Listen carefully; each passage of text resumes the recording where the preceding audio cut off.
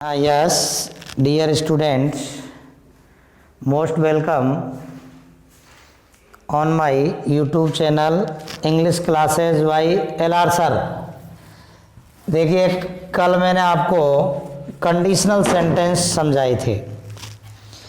कल की वीडियो में मैंने आपको बताया कंडीशनल सेंटेंस, शर्त वाले वाक्य। आज हम आपको नया टॉपिक्स लेंगे जिसमें मैं आज आपको ले रहा हूँ नए टॉपिक में। आप सभी याद रखें, बड़ा टॉपिक है और टॉपिक का नाम है यानी कि नरेशन। टॉपिक का नाम क्या है? नरेशन। नरेशन कहते हैं कथन को। नरेशन मीन्स होता है कथन। और कथन क्या होता है भाई? किसी वक्ता द्वारा जो कहा जाता है उसे कथन कहते हैं। वक्ता जो कुछ कहता है वो क्या कहलाता है? कथन। जो हम बोल रहे हैं, जो हम कह रहे हैं, वो सब क्या है? कथन है। ये दो प्रकार के होते हैं। नंबर एक होता है डायरेक्ट स्पीच। डायरेक्ट स्पीच होता है नंबर वन। डायरेक्ट स्पीच जिसे हम कहते हैं प्रत्यक्ष कथन। प्रत्यक्ष कथन, डायरेक्ट स्पीच। और डायरेक्ट स्पीच के भी बालकों दो भाग होते हैं। डायरेक्ट स्पीच होता है, डायरेक्ट स्पीच के दो भाग होते हैं। एक भाग होता है इन्वर्टेड कोमा के अंदर वाला भाग। ये इन्वर्टेड कोमा और इसके अंदर जो लिखा जाता है उसे कहते हैं रिपोर्टेड स्पीच। रिपोर्टेड स्पीच, इसको हम शॉर्ट में RS कहेंगे। रिपोर्टेड स्पीच को शॉर्ट में क्या कहेंगे? RS। तो एक भाग तो होता है इसका ये डायरेक्ट स्पीच का। ये इन्वर्टेड कोमा है, इसके जो भीतर लिखा जाता है उसे रिपोर्टेड स्पीच, शॉर्ट में RS वाला वाक्य कहते हैं। एक इससे बाहर होता है, इन्वर्टेड कोमा से बाहर वाला वाक्य। बाहर वाला जो वाक्य होता है इन्वर्टेड कोमा से बाहर का वाक्य, उसको बच्चों रिपोर्टिंग वर्ब कहते हैं। रिपोर्टिंग वर्ब, इसको शॉर्ट में हम RV कहेंगे। RV वाला वाक्य कहेंगे। तो अब तक एक बात तो ये समझे आप कि नरेशन का मतलब होता है कथन और कथन का मतलब है कहना। कथन का मतलब कहना, किसी बात को कहना कथन कहलाता है, जो हम कुछ कह रहे हैं। अब कथन में पहला कथन है डायरेक्ट स्पीच, प्रत्यक्ष कथन। प्रत्यक्ष कथन के दो भाग हुए। एक भाग तो हो गया इन्वर्टेड कोमा वाला और एक इन्वर्टेड कोमा से बाहर वाला वाक्य। इन्वर्टेड कोमा के अंदर जो लिखा जाता है उसे RS कहते हैं। पूरा नाम है रिपोर्टेड स्पीच। एक इन्वर्टेड कोमा के बाहर लिखा जाता है उसे हम कहते हैं रिपोर्टिंग वर्ब और शॉर्ट में कहते हैं RV वाला वाक्य। अब अपन आगे बढ़ते हैं, इसी क्रम को आगे बढ़ाते हैं। तो दूसरा होता है इसके अंदर रिपोर्ट यानी कि indirect speech. Indirect speech, indirect speech, अप्रत्यक्ष कथन। अप्रत्यक्ष कथन। अब आप ये समझ लो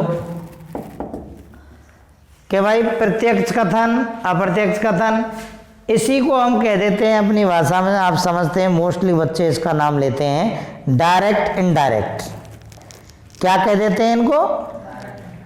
तो परीक्षा में जो आपसे प्रश्न पूछा जाता है वो आता है डायरेक्ट से इनडायरेक्ट बनाना, direct change, direct change into indirect, indirect speech, direct speech change into indirect speech. यहां स्पीच शब्द भी जोड़ सकते हैं आप, direct speech change into indirect speech. इस बात का आपका प्रश्न आता है भाई,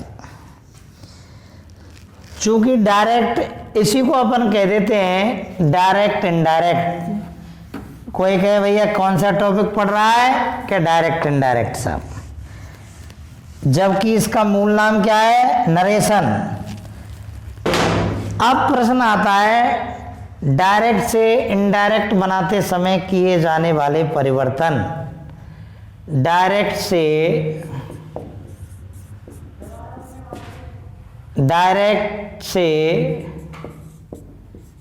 इनडायरेक्ट बनाते समय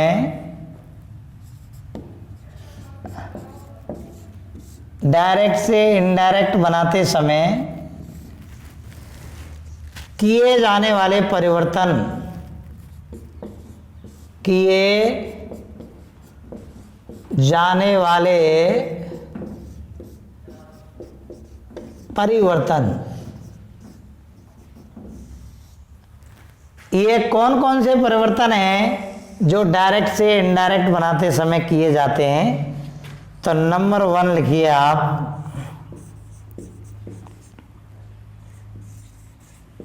change of verb, change of verb,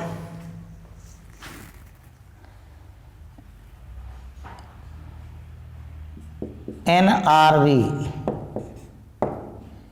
यानी आरवी वाले वाक्य में क्रिया का बदलना, आरवी वाले वाक्य में क्रिया का बदलना, change of verb in RV. दूसरा क्या है साहब? दूसरा है यूज ऑफ कनेक्टिव। देखिए यूज ऑफ कनेक्टिव, कनेक्टिव कहते हैं बच्चों योजक, यानी योजक का प्रयोग। तीसरा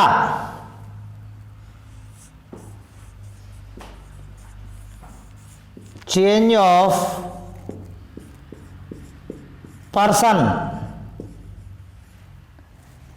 चेंज ऑफ पर्सन, पुरुष परिवर्तन।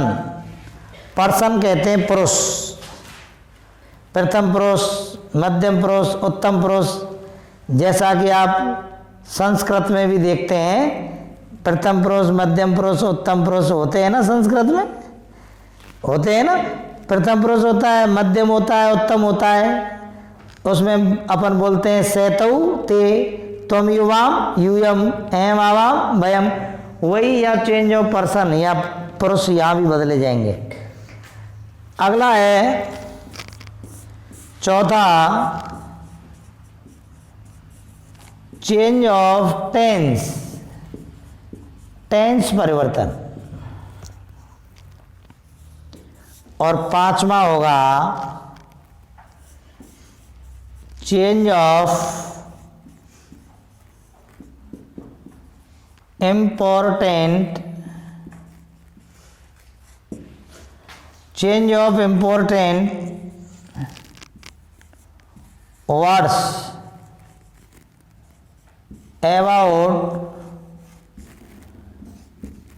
about time and place. देखिए भाई, यानी टाइम समय और स्थान, टाइम यानी समय, प्लेस माने स्थान, यानी समय और स्थान संबंधी महत्वपूर्ण शब्द परिवर्तन। तो अपन एक बार इसको जो मैंने आपको राइट कराया है इसको आप समझ लीजिए। ये परिवर्तन डायरेक्ट से इनडायरेक्ट बनाते समय किए जाते हैं। इन 5 चेंजेस का ध्यान रखोगे। ये 5 परिवर्तन आपको डायरेक्ट से इनडायरेक्ट बनाते समय किए जाने हैं। अब इन परिवर्तनों के लिए अपन सबसे महत्वपूर्ण जो चेंजेस होते हैं वे 2 होते हैं बच्चों। एक तो होता है चेंज ऑफ पर्सन, सबसे इंपॉर्टेंट आता है इसके अंदर, और दूसरा आता है चेंज ऑफ टेंस। यदि कोई स्टूडेंट इन 2 चीज़ों को सीख जाता है, change of person, change of tense, बालकों जो भी स्टूडेंट इंग्लिश में थोड़ा भी रुचि लेते हैं उन्होंने ये जो मैं आपको पढ़ा रहा हूं इसको एक बार भी रुचि के साथ देख लिया, आप भूल नहीं सकते। ये वो इजी वे हैं, ये इजी रूल्स हैं इंग्लिश के जिनके माध्यम से मैं आपको इंग्लिश करा रहा हूं। आप लोग अनेक किताबों में पढ़ते हैं, संजीव है, एक्सीलेंट है, आरबीडी है, उनमें बहुत विस्तृत दिया गया है, विद्यार्थी कंफ्यूज हो जाता है। यहाँ मैं आपको इजी, शॉर्ट और सारे नियमों को कंक्लूड करते हुए बता रहा हूँ। आप एक बार ध्यान से पढ़ लेंगे तो आप भूलोगे नहीं। देखिए एक टेबल बनाएंगे आप सभी, यहाँ टेबल बना रहे हैं हम, इसको कहेंगे हम प्रोनाउन टेबल। प्रोनाउन टेबल ये पर्सनल प्रोनाउन टेबल है जो आपके लिए, ये पर्सनल प्रोनाउन टेबल बहुत काम आने वाली है। पहला लिखेंगे आप, इसमें एक लाइन डालेंगे जिसमें पहली लाइन में होगा पर्सन, और इसका दूसरा कॉलम होगा वो होगा सब्जेक्ट का, तीसरा कॉलम इसका जो होगा वो होगा इसका ऑब्जेक्ट, और ये चौथा होगा इसका पजेसिव।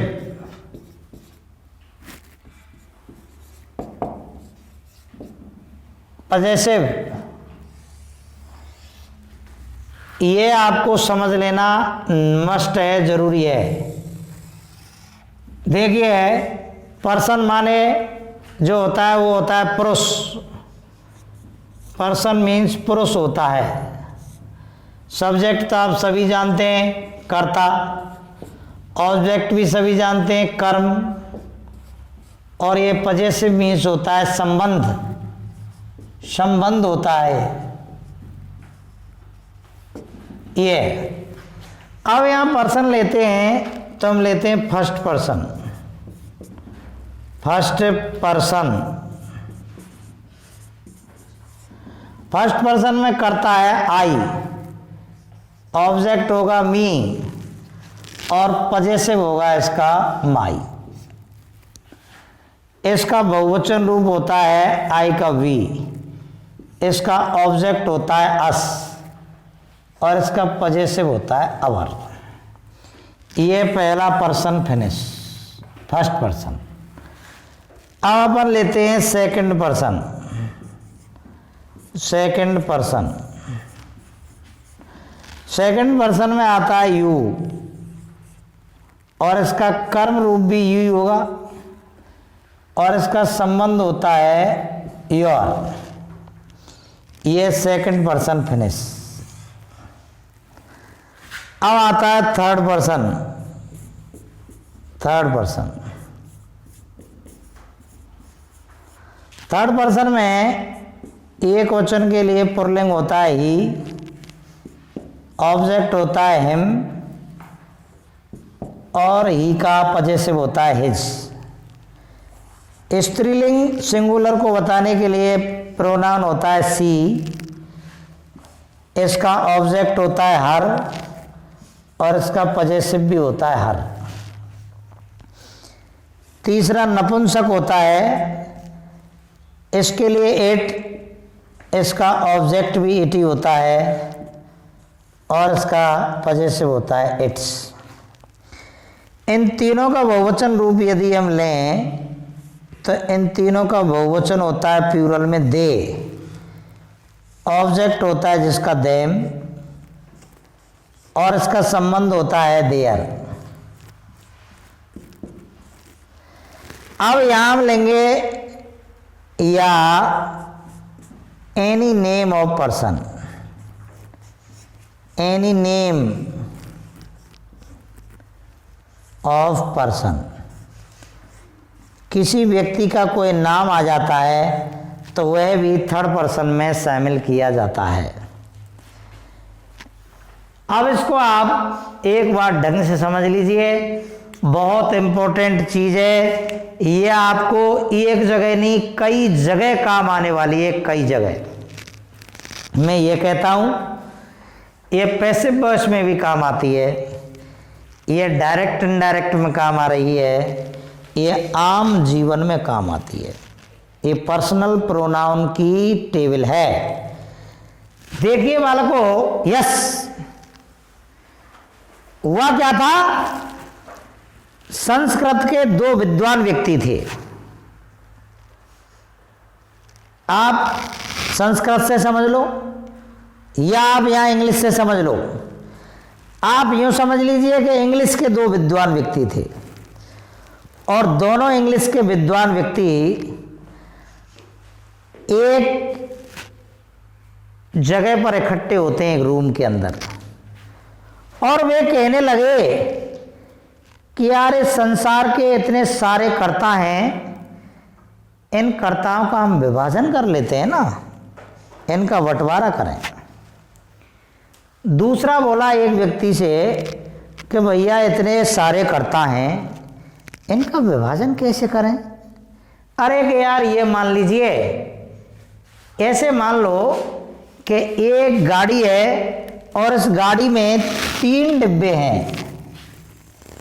ऐसे मान लो कि एक ट्रेन है ये, इसमें 3 डिब्बे हैं। डिब्बा नंबर 1 ये रहा, डिब्बा नंबर 2 ये दूसरा कोच है, और तीसरा कोच, तीसरा डिब्बा ये रहा। ये 3 डिब्बे हैं, 1, 2 और 3, ये पूरी गाड़ी है। अब वो कहने लगा कि भाई ऐसा करें, बंटवारा करें, तो कैसे करें बंटवारा। तो ये तो निश्चित है, ये दुनिया का स्वभाव है विद्यार्थियों कि सबसे पहले अपना भला चाहता है आदमी। चाहे वो प्रधानमंत्री बना दो, मुख्यमंत्री बना दो, चाहे किसी और लोभ के पद पर बैठा दो, जहाँ लाभ है वहाँ अपना भला पहले चाहता है। इसलिए कहा गया है, एक बार रेवड़ी बट रही, कहाँ बट रही, रेवड़ी, तो रेवड़ी बट रही तो वे कह रहे कि यार ऐसा होता है, भेदभाव होता है बांटने में। रेवड़ी प्रसाद जो उनसे बांट के कर दे वो अपने नाती पोताओं के लिए ज़्यादा देता है और दूसरे को कम कम दे। तो उन्होंने कहा कि भाई ऐसा करो कि आप ऐसा करिए फिर कि अब जब ये रेवड़ी बट रही हैं तो आप ऐसा करो कोई सही बांट सके इन रेवड़ियों को। ऐसा काम करिए कि क्या करें कि अंधे को दे दो बांटने के लिए, इन रेवड़ियों को अंधे को दे दीजिए बांटने के लिए। तो कहा क्या कहा जाता है, अंधे नु क्या करे प्यारे कि अंधो जब रेवड़ी बांटे तो जैसे ही बाको नाती आयो, बाबा मोक दीजो, आवाज ते पहचान हो गई मेरे नाती है जो भर मुट्ठा दे दियो। फिर इतने दूसरे नाती की आवाज आई, बाबा मोक दीजो, तो अंधो इतने कुओं जो आवाज इतने सुनी पीछे थे तो यूं मुड़ो कि ले बेटा।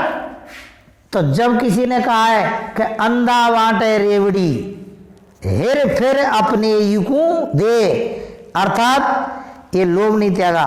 तो ये जो विद्वान व्यक्ति थे जिन्होंने इस टेबल को बनाया, कर्ताओं का विभाजन किया, तो क्या बोलो एक जनो कि उत्तम में यानी फर्स्ट में, फर्स्ट में और मेरे घर के लेगो मौज। क्यों कि खुद के हाथ में है ना अधिकार।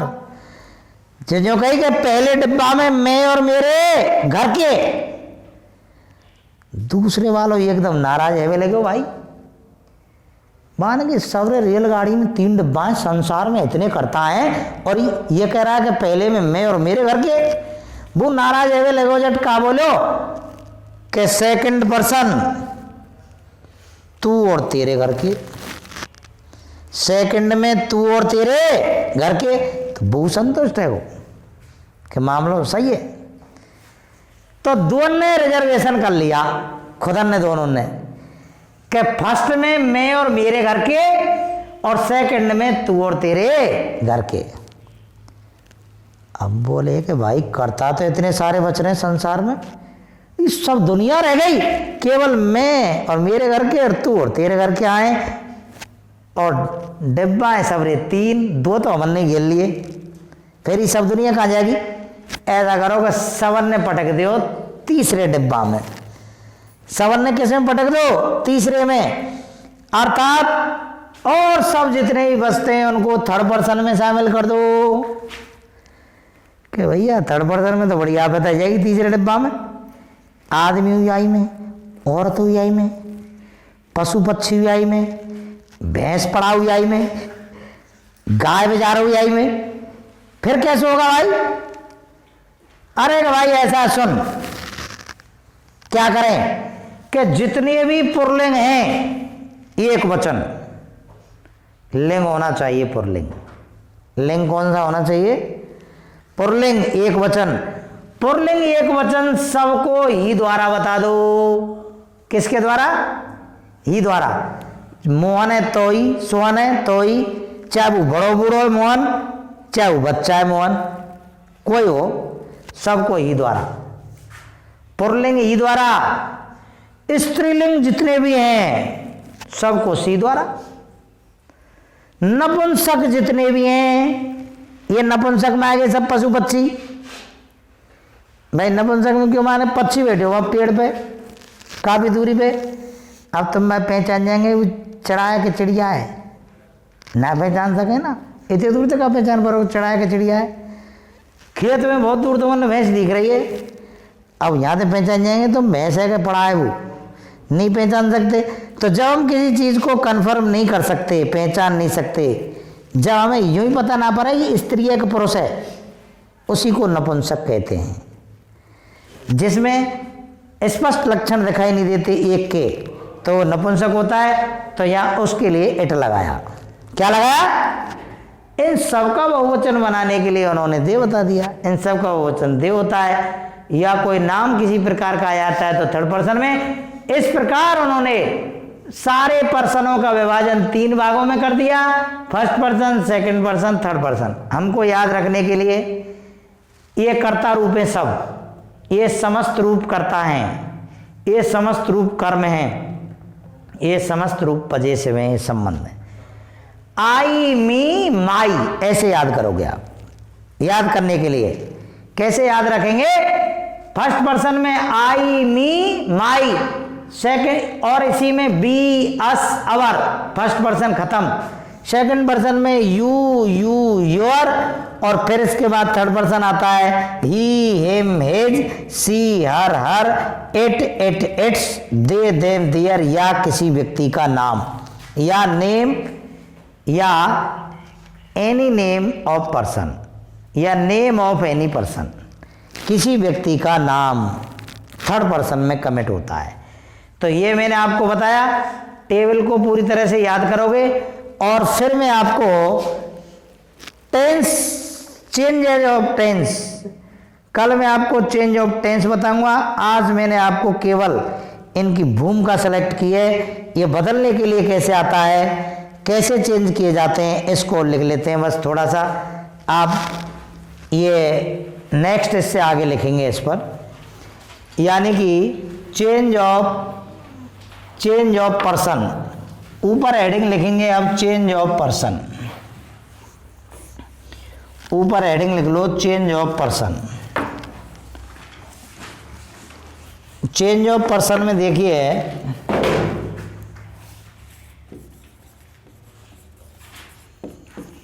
चेंज ऑफ पर्सन, इसमें आप इतना समझ लो, नियम एस का रूल्स है, आर एस वाले वाक्य का फर्स्ट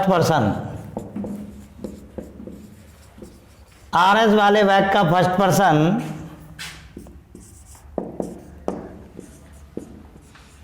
आरवी वाले वाक्य के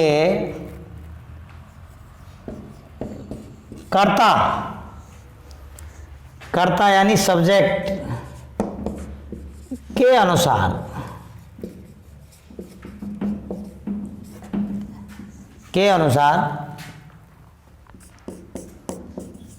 सेकंड पर्सन कर्म यानी ऑब्जेक्ट के अनुसार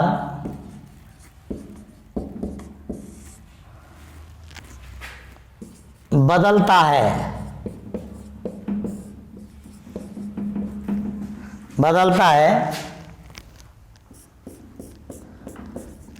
थर्ड पर्सन नहीं बदलता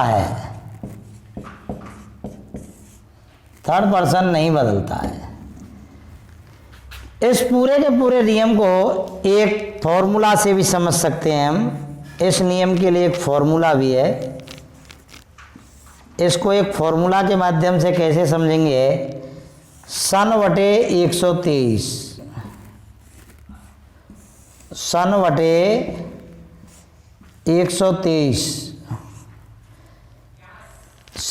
130, इस फॉर्मूला से भी इसको बदलने को हम समझ सकते हैं।